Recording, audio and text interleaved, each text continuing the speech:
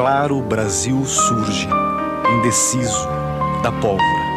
Meu Deus, tomai conta de nós.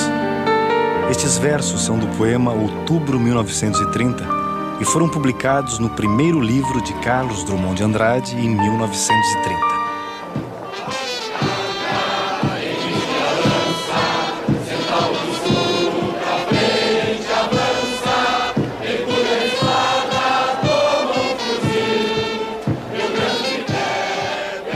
Carlos Alberto Richelli é o herói do filme Sonho Sem Fim, no papel do pioneiro do cinema gaúcho Eduardo Abelim.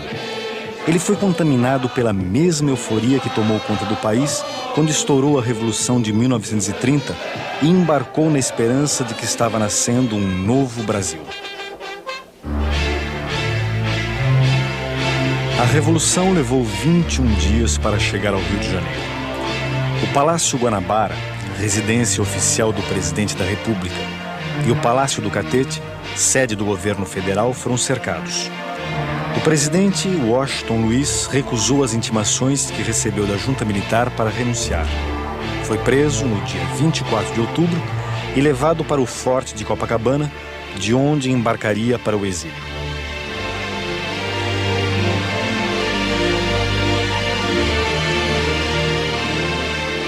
Estas imagens, inéditas na televisão brasileira, mostram os últimos momentos de Washington Luiz no poder, quando o presidente ainda pensava ser possível resistir ao levante militar e também a entrada das tropas revolucionárias no Rio de Janeiro.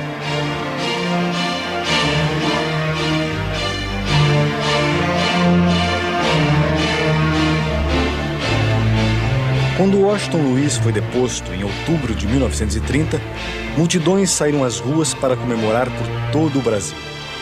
Edifícios públicos foram tomados, os jornais governistas empastelados. A República Velha desaparece. Uma República Nova se anuncia.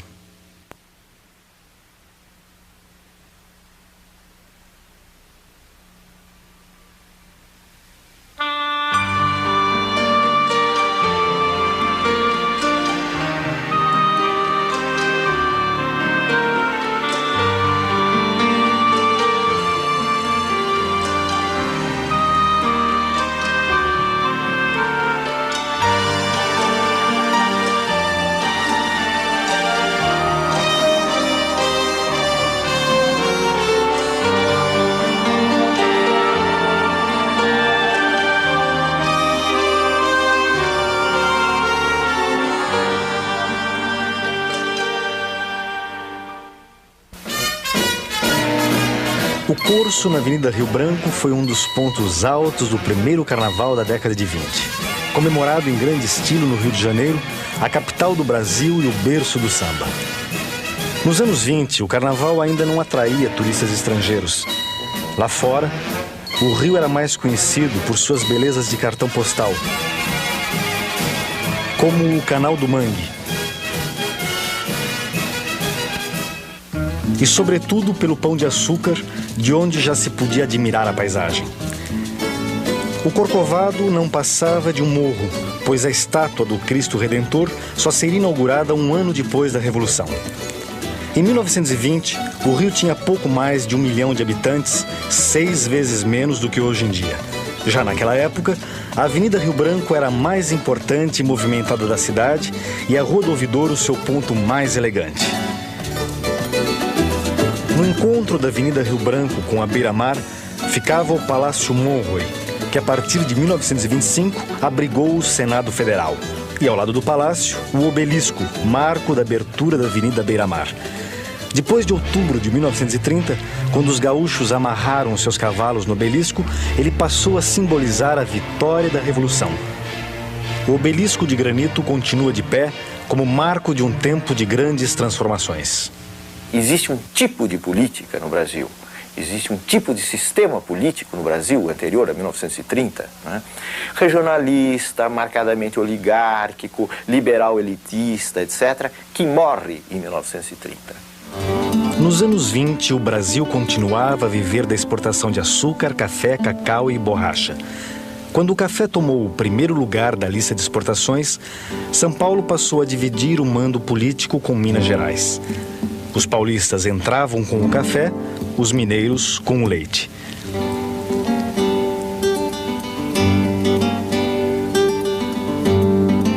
Na velha República, os grandes proprietários rurais de São Paulo faziam os presidentes da República e controlavam as decisões econômicas. E havia sempre um banquete para sacramentar essas decisões. Dos 11 presidentes eleitos da República Velha, apenas 2 não eram de São Paulo e Minas. Mas em nenhum governo, o café deixou de ser generosamente beneficiado. Toda vez que os preços do produto oscilavam no mercado internacional e as exportações caíam, o governo entrava em cena tomando empréstimos no exterior e comprando a produção excedente para restabelecer o nível dos preços. Mais de 60% da população brasileira vivia no campo, produzindo a riqueza do país, mais distante das grandes decisões nacionais. Na República Velha, os presidentes eram eleitos por menos de 3% da população. As mulheres não tinham direito a voto, nem os analfabetos, que representavam 50% da população adulta. O voto, por sua vez, não era secreto, facilitando a fraude e o voto de cabresto. Na hora da eleição, quem dava as cartas eram os coronéis.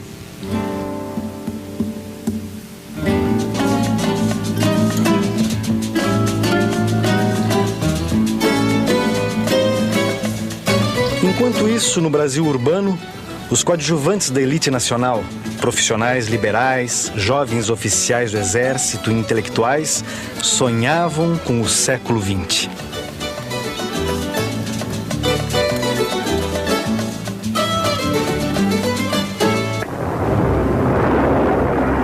Um século que, na verdade, só havia começado em 1914 com a Primeira Guerra Mundial.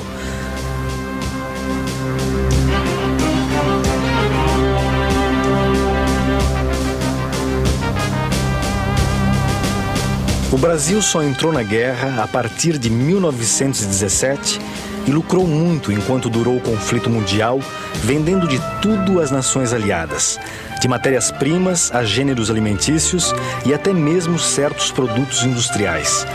Durante a guerra, a economia brasileira prosperou a olhos vistos e uma nova classe, produzida pelo surto de industrialização, fez a cidade de São Paulo ficar mais parecida com os grandes centros urbanos do mundo.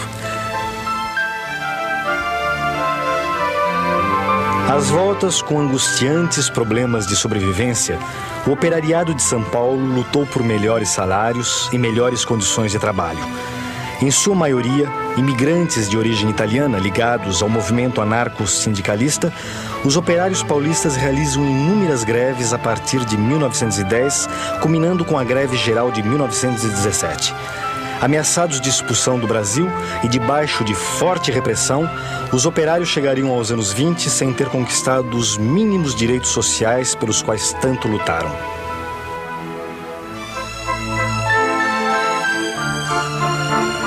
Depois da Primeira Guerra, a situação da classe operária no Brasil piorou ainda mais, com a retomada da produção industrial nas nações aliadas. Da noite para o dia, o Brasil perdeu o mercado externo e começou a ser invadido por produtos manufaturados no exterior. Também vindo de fora, em setembro de 1920, chega ao Brasil um herói da Primeira Guerra, o rei Alberto da Bélgica, o primeiro monarca europeu a visitar o país. Recebido em Belo Horizonte pelo presidente da República, Epitácio Pessoa, e pelo presidente do estado de Minas Gerais, Arthur Bernardes, vistos nessa cena tomando a carruagem, o rei Alberto foi a Sabará. Dessa visita, resultou a criação da Companhia Siderúrgica Belgo-Mineira, que tornaria o Brasil menos dependente do mercado externo de laminados de aço e um pouco mais próximo da modernidade industrial. Um ano depois da visita do rei Alberto, Arthur Bernardes entrava firme na campanha presidencial. Candidato da situação à sucessão de Epitácio Pessoa, Arthur Bernardes, como era de praxe na República Velha, foi apresentar sua plataforma na capital da República. teria feito melhor ficando em Minas. 6 dias antes de sua partida para o Rio, o jornal Correio da Manhã publicara cartas injuriosas aos militares atribuídas a Arthur Bernardes. Numa dessas cartas, o ex-presidente Hermes da Fonseca era tratado de sargentão sem compostura. Estas imagens, as mais antigas de uma campanha presidencial no Brasil, dão a impressão de que Arthur Bernardes abafou em sua visita ao Rio. Na verdade, depois de ter sido recebido festivamente por seus correligionários, o cortejo do candidato foi estrepitosamente vaiado pela multidão tão logo entrou na Avenida Rio Branco.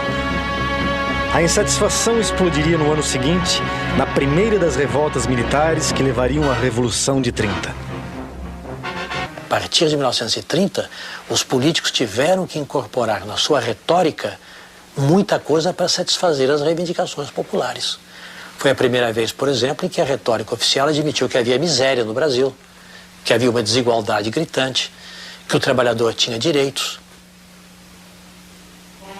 Em 1922, no aterro que tomou um pedaço da Bahia para ampliação do centro do Rio, pavilhões dos estados brasileiros e de 50 países estrangeiros foram construídos para um evento muito especial.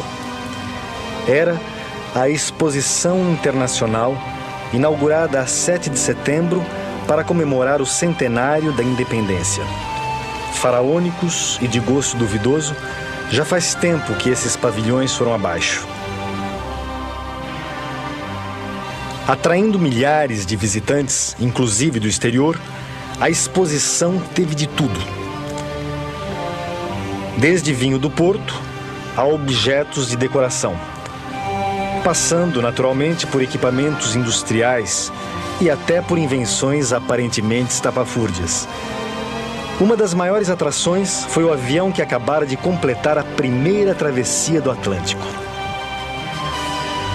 Com a exposição, o Brasil fez um balanço de suas atividades econômicas e as nações industrializadas começaram a reconquistar o mercado brasileiro que haviam abandonado durante a Primeira Guerra Mundial. No dia da inauguração, o presidente Epitácio Pessoa discursou através de um estranho aparelho que naquela mesma noite transmitiria a ópera O Guarani diretamente do Teatro Municipal. O rádio acabara de chegar ao Brasil. Estávamos definitivamente condenados à modernidade.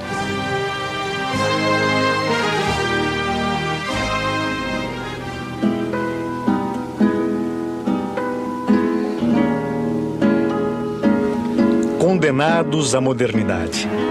Essa era a palavra de ordem em fevereiro de 1922, quando o Teatro Municipal de São Paulo foi ocupado por um grupo de jovens artistas e intelectuais para uma série de recitais, exposições e concertos radicalmente contrários aos códigos visuais, literários e musicais vigentes. Em dia com as últimas novidades da vanguarda europeia, eles estavam inventando a arte moderna brasileira. A tradicional família paulistana ficou horrorizada com o Cristo de trancinhas, esculpido por Vitor Brecheret, e com um homem amarelo pintado por Anita Malfatti. Quando Oswald de Andrade disse "Carlos Gomes é horrível", a plateia bem pensante da Semana de Arte Moderna reagiu com vaias e insultos. Mas a cultura brasileira já estava voltada para o futuro. As artes nacionais pertenciam agora aos modernistas.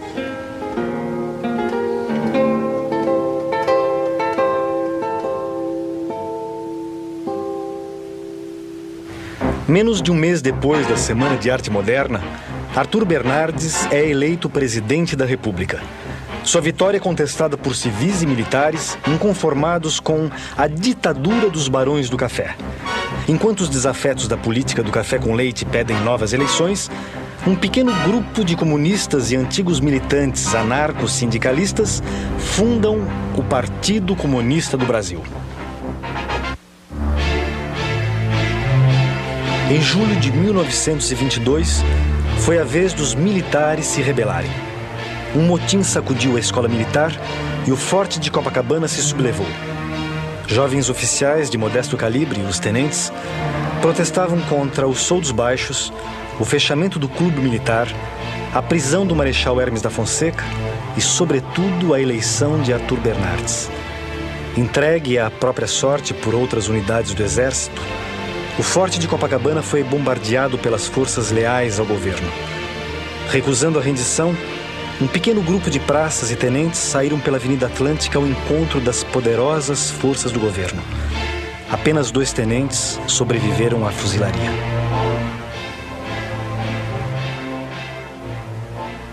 Então, nesse sentido, a revolta de 22 foi uma revolta de sentido muito corporativo, quer dizer, uma revolta muito ligada à questão dos chamados brios do exército que teriam sido ofendidos. Mas é claro que, de um ponto de vista mais amplo, ela está refletindo uma insatisfação geral de certas camadas e camadas urbanas da sociedade e, sobretudo, está refletindo uma insatisfação da posição do exército no interior do sistema político da Primeira República.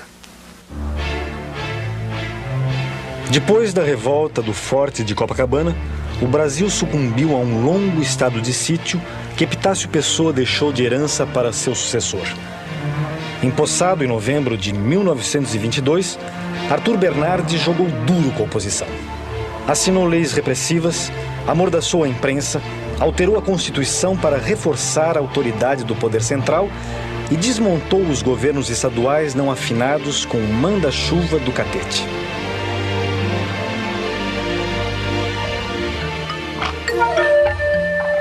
Numa noite em que as obrigações do poder lhe deram folga, Arthur Bernardes assistiu em palácio à projeção deste filme, No País das Amazonas, do mesmo pioneiro Silvino Santos, que filmou a exposição da independência.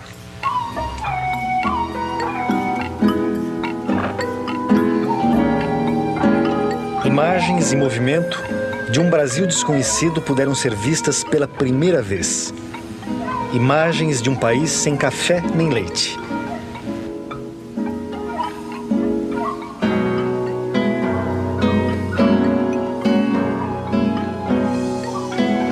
O Brasil dos primeiros brasileiros.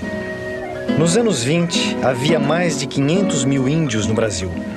Hoje não chegam a 200 mil. O País das Amazonas foi uma revelação para os cariocas e ganhou uma medalha de ouro na exposição da independência.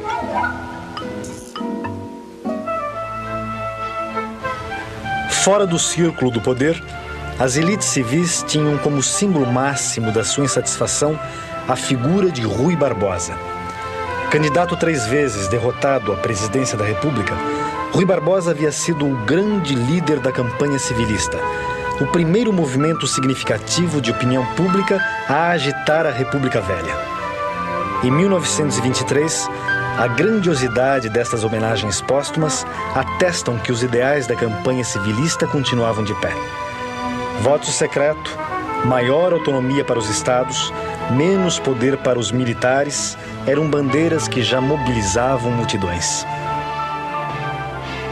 Civis contra militares, tenentes contra o governo federal e, em alguns estados, conflitos entre facções locais. A política do Rio Grande do Sul estava dividida desde a proclamação da República. Em janeiro de 1923, explode a Guerra Civil. De um lado, Borges de Medeiros, eleito pela 5ª vez presidente do estado que governou durante 25 anos. Do outro lado estão os federalistas, que contestam os resultados das eleições com denúncias de fraudes. Eles apelam para uma intervenção federal e acabam se levantando em armas contra o governo estadual. A Guerra Civil dura 9 meses, com confrontos militares em todo o estado. Boa parte dos pampas cai na mão dos rebeldes, mas eles não conseguem conquistar as cidades mais importantes. Nomeado tenente-coronel das tropas leais ao governo estadual, Getúlio Vargas assume o comando do 7º Corpo Provisório, uma tropa irregular de civis recrutados. Getúlio não chega a participar dos combates. Ele já estava no Rio como deputado federal, quando o Tratado de Pedras Altas encerrou a Guerra Civil que havia durado quase um ano. O governador eleito, Borges de Medeiros, manteve seu mandato, mas sem poder se reeleger.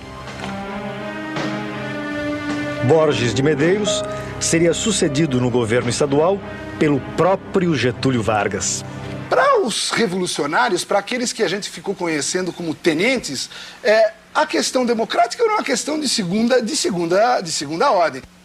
1924. São Paulo, depois de ter sido bombardeada pelo exército. Chegara a vez dos tenentes paulistas se rebelarem, ocupando a capital do estado. A data do levante não podia ter sido mais bem escolhida. 5 de julho, segundo aniversário da revolta do Forte de Copacabana. A permanente insatisfação nos quartéis atingira o seu ponto de ebulição com a recente condenação de tenentes acusados de pretenderem, pela violência, mudar a forma de governo e a constituição do país.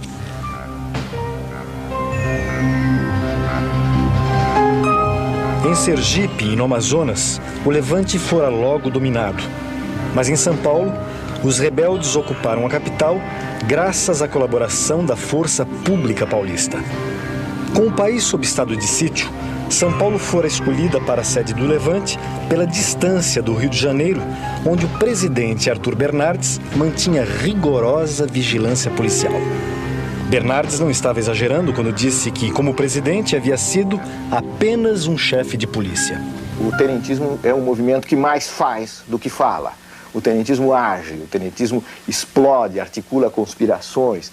O tenentismo não escreve muito, o tenentismo não é retórico. O tenentismo reunia elementos militares e elementos civis em torno de algumas ideias muito gerais. Que ideias seriam essas? A ideia da renovação dos costumes políticos do Brasil, a ideia da contenção dos interesses estrangeiros, uma tendência a resolver os problemas do país por uma via mais centralizada, necessariamente mais autoritária.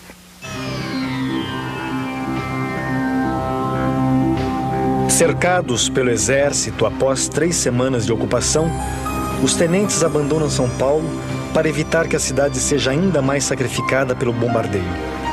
As tropas do governo entram então em São Paulo para tomar conta da situação, enquanto os tenentes batem em retirada para a região de Foz do Iguaçu, no Paraná.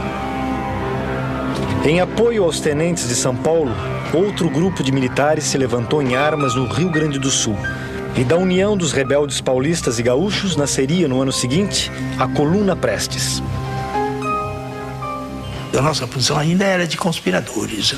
Nós lutávamos apenas para botar o Bernardes abaixo. Essa que era a verdade.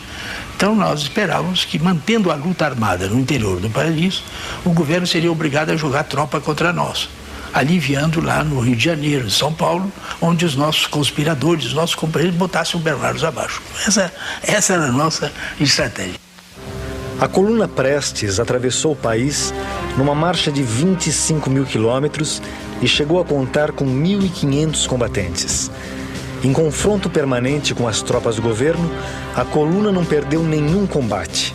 Porque uma das conclusões que a gente tira da marcha da coluna é que o brasileiro, quando confia na liderança, é capaz de toda abnegação, é capaz de morrer, mas cumprir o seu dever. Nós tivemos diversos casos de companheiros que ficaram numa situação que, para cumprir o dever dele, que era dar um tiro, às vezes, só para assinalar que o inimigo estava presente, né? Ele sabia que ia morrer, porque o inimigo ia matá-lo, mas ele dava o tiro. Após 2 anos e meio, os remanescentes da coluna buscaram um exílio na Bolívia e no Paraguai. 2 de suas reivindicações seriam atendidas pelo novo governo: a suspensão do estado de sítio e a restauração da liberdade de imprensa.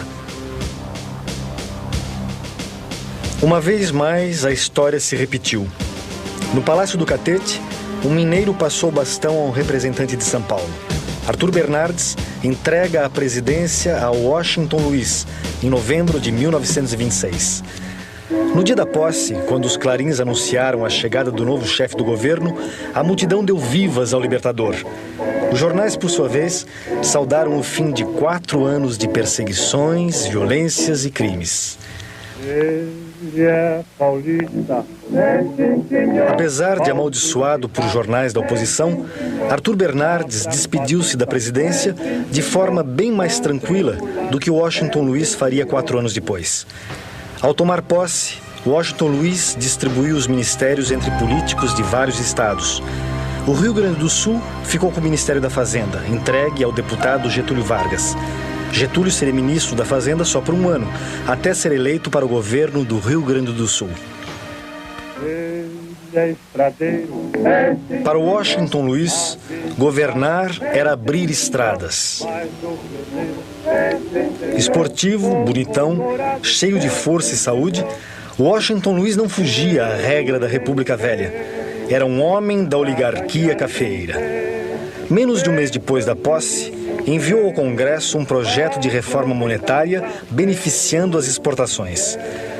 Com a suspensão do estado de sítio e da censura à imprensa, o país respirou aliviado e Washington Luiz se entregou à inauguração de grandes estradas como a Rio Petrópolis e a Rio São Paulo.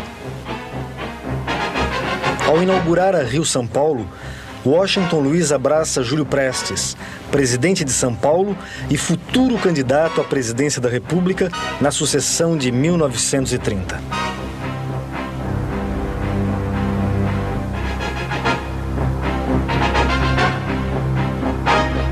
Ainda em 1928, o presidente eleito dos Estados Unidos, Herbert Hoover, visitou o Brasil. Os norte-americanos eram os principais importadores de café do Brasil e 28% das importações brasileiras vinham dos Estados Unidos.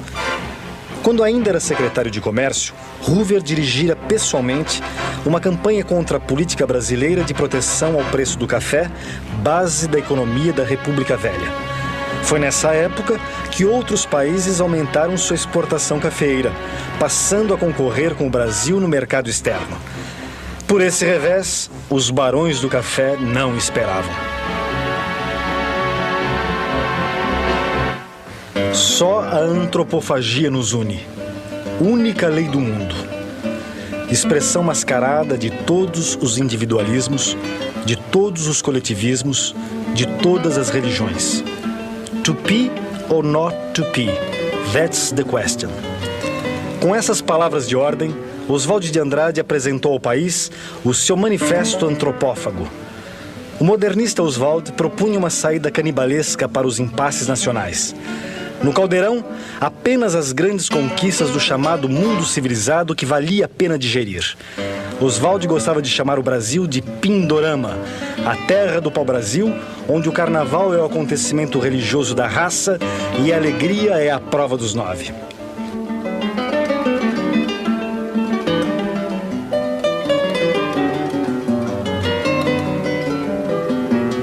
Como se vê, 1928 foi um ano dedicado à especulação sobre o que nós somos, tínhamos e precisaríamos ter. Quando o ano terminou, já tínhamos em todas as bancas do país a revista O Cruzeiro. E nas livrarias, um clássico da literatura modernista, Macunaíma, de Mário de Andrade. Ai, que preguiça.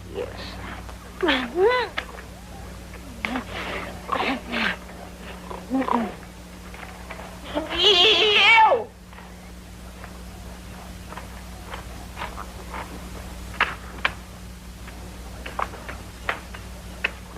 Isso é tripa! Pois é, e pra você tá muito bom.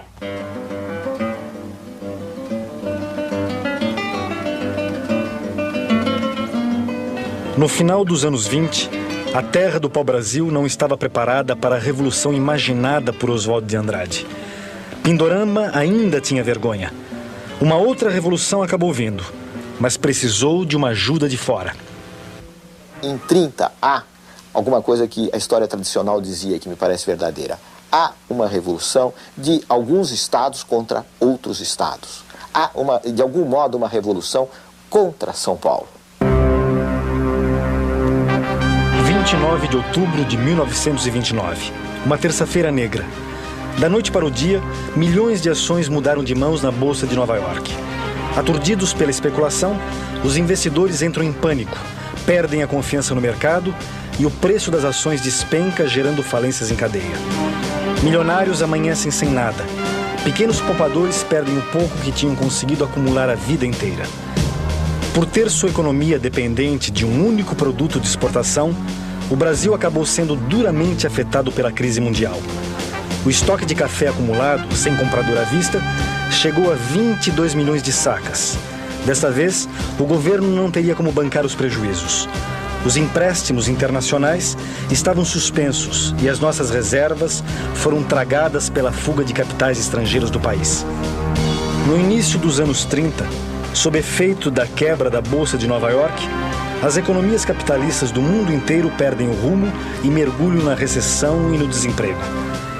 Com a queda das exportações, o Brasil se viu obrigado a substituir por produtos fabricados no país o que antes era importado. Como já acontecera durante a Primeira Guerra, o setor industrial tirou algumas vantagens da crise mundial.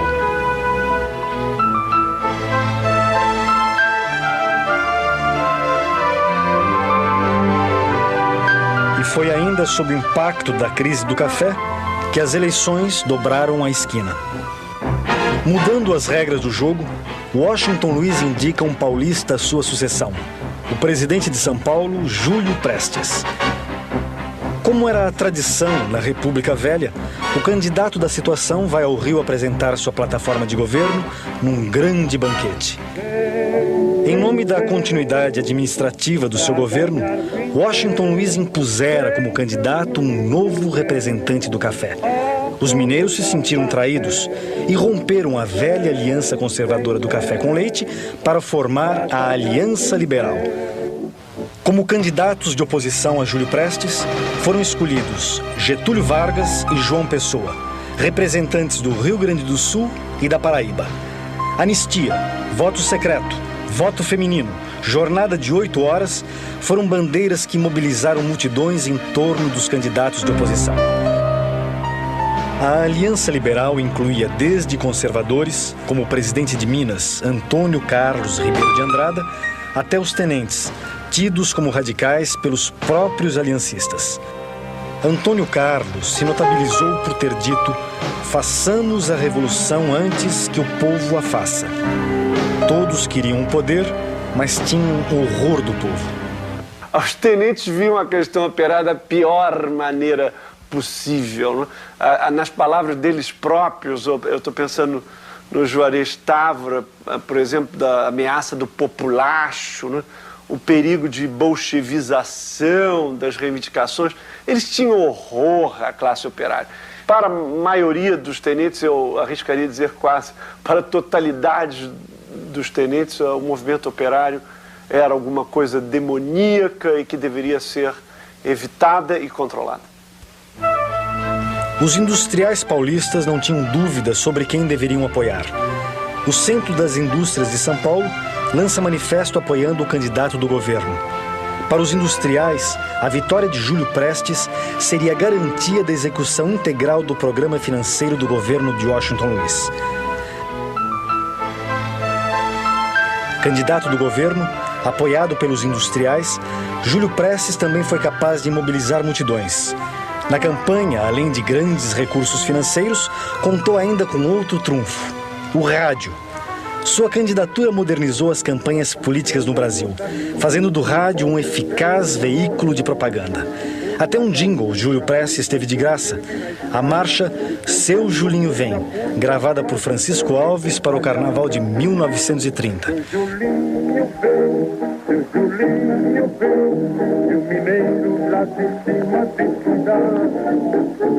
Seu Julinho vem. E seu Julinho veio mesmo. Em março de 1930, depois de uma campanha com comícios agitados e atos de violência, o candidato do governo derrotou a chapa Getúlio Vargas João Pessoa. A eleição se realizou num domingo de carnaval.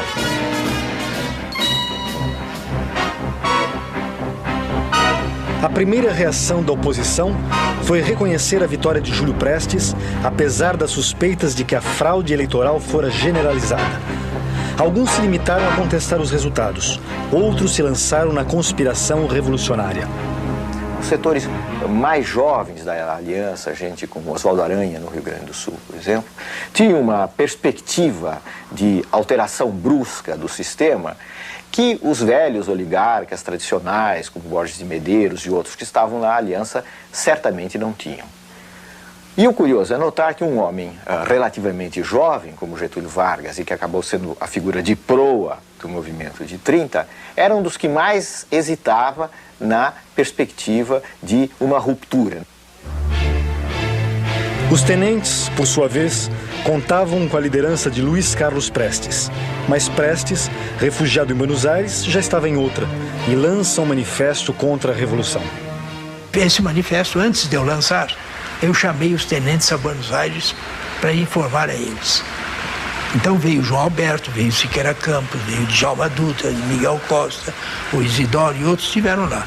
E eu li, olha, eu vou publicar esse manifesto, porque já estou farto desses entendimentos com Getúlio, ele não quer saber de nada, ele está enganando a todos nós. Além disso, ele não vai fazer revolução alguma. O que ele quer é substituir a oligarquia paulista, que está em decadência, com o preço do café que foi lá para baixo, pela oligarquia gaúcha. No Brasil, a conspiração vai perdendo gás, enquanto o presidente eleito, Júlio Prestes, visita os Estados Unidos, retribuindo a visita que o presidente Hoover fizera a Washington Luiz em 1928. Chega a vez de Getúlio Vargas lançar um manifesto. Ele critica o processo eleitoral, mas propõe a aceitação do resultado e pede calma aos ânimos mais exaltados. Recebido com todas as honras de chefe de Estado, Júlio Prestes ficou ao todo 9 dias nos Estados Unidos, visitando Washington e Nova York. Nessa época, o Brasil já pertencia mais à esfera de influência norte-americana do que à inglesa, embora a dívida externa ainda fosse calculada em libras. Mas além da importação de matérias-primas brasileiras e financiamentos, os americanos já eram os principais investidores externos no Brasil. E quando, no Brasil, tudo dava a entender que o ímpeto revolucionário estava perdido e a conspiração suspensa, um tiro mudou o rumo da história. João Pessoa, sou João Dantas. João Pessoa, candidato derrotado à vice-presidência na chapa de Getúlio Vargas, é assassinado. Por trás do crime, rixas pessoais e divergências ligadas à política local, sem vinculação com o projeto revolucionário. E João Pessoa era contrário à Revolução. Ele tinha sido, no decurso de sua vida, um dos promotores da justiça militar. E como assassinato, ele passou a ser o líder da própria Revolução que ele condenava. Porque ele chegou a dizer a Batista Luzardo, num certo momento, que ele preferia 10 Júlio Prestes a uma revolução. O assassinato de João Pessoa foi o pretexto que faltava para reagrupar todas as facções da oposição e reiniciar a conspiração. A Revolução de 30, ela abre para a construção de um período autoritário. Quer dizer, a Revolução de 30 é uma contribuição notável para o autoritarismo político no Brasil.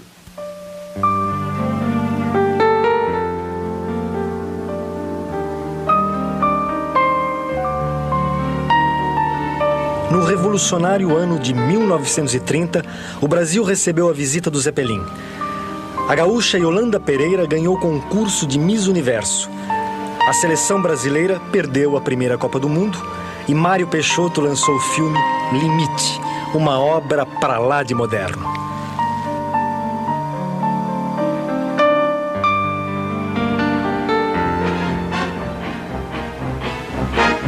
Após o assassinato de João Pessoa, em julho de 1930, os contatos são retomados com o Estado-Maior Revolucionário.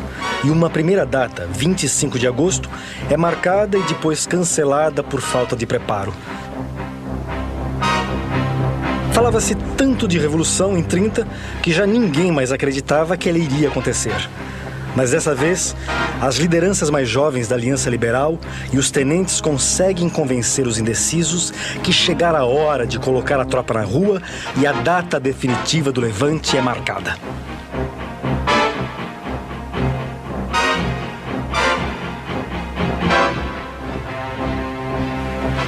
Tudo começou ao cair da tarde do dia 3 de outubro, com a prisão do comandante da 3ª Região Militar de Porto Alegre. Em 2 dias, o Rio Grande do Sul estava nas mãos dos rebeldes. A resistência em Minas não durou mais de 5 dias. E em Pernambuco, o governador fugira do estado quando os soldados ocuparam Recife.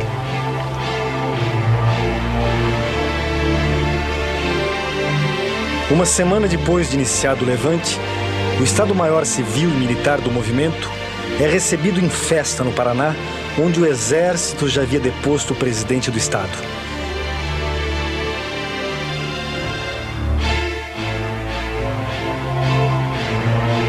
Depois de passar por Curitiba, Getúlio Vargas estabelece o seu quartel-general em Ponta Grossa, no norte do Paraná, assumindo o comando das tropas que se preparavam para enfrentar as forças legalistas. No Rio de Janeiro, mal informado pelo seu Estado-Maior, o presidente Washington Luiz ainda acredita na possibilidade de dominar a situação. As tropas do governo concentram-se em torno da cidade de Itararé, no sul do estado de São Paulo, à espera do que seria o maior confronto armado da América do Sul. Com as principais regiões do país já controladas pelas tropas rebeldes, um novo fator desequilibra a balança do poder. Existe um desencontro entre forças econômicas de São Paulo e mesmo forças políticas de São Paulo e Washington Luiz, assim como o futuro presidente Júlio Prestes. Isso deriva da crise internacional, dos problemas do café, das respostas que o governo está encontrando para esse problema. Então, dentro deste quadro de perda de sustentação dentro de São Paulo e de crescente avanço das forças rebeldes, surge a intervenção da chamada Junta Pacificadora no Rio de Janeiro, que acaba por anular as últimas chances do governo Washington Luiz. Na hora H, não houve nada em Itararé. O maior confronto armado da América do Sul simplesmente não aconteceu.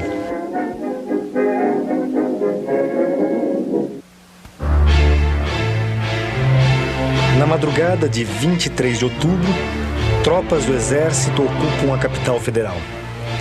O presidente Washington Luiz é intimado a renunciar pela junta militar, formada por 2 generais e um almirante. Washington Luiz teima em não reconhecer a evidência dos fatos e acaba sendo levado preso para o forte de Copacabana. O avanço das tropas revolucionárias em direção ao Rio prossegue até que a junta militar concorda em reconhecer Getúlio como chefe de um governo provisório. A revolução vencera. A República Velha chegara ao fim. Tão logo se espalhou a notícia, o povo sai às ruas para comemorar. Jornais governistas são empastelados e os paulistanos invadem uma delegacia onde os presos costumavam ser torturados. Por onde passa, Júlio Prestes é vaiado pela multidão. Cercado pelas tropas revolucionárias no consulado da Inglaterra, onde estava refugiado, o ex-futuro presidente Júlio Prestes partiria para o exílio.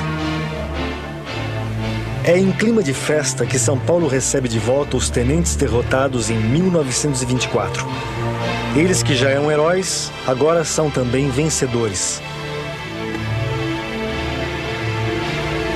Não é menos calorosa a recepção que os cariocas dão a Juarez Távora, Oswaldo Aranha, Lindolfo Collor e outros líderes da Revolução.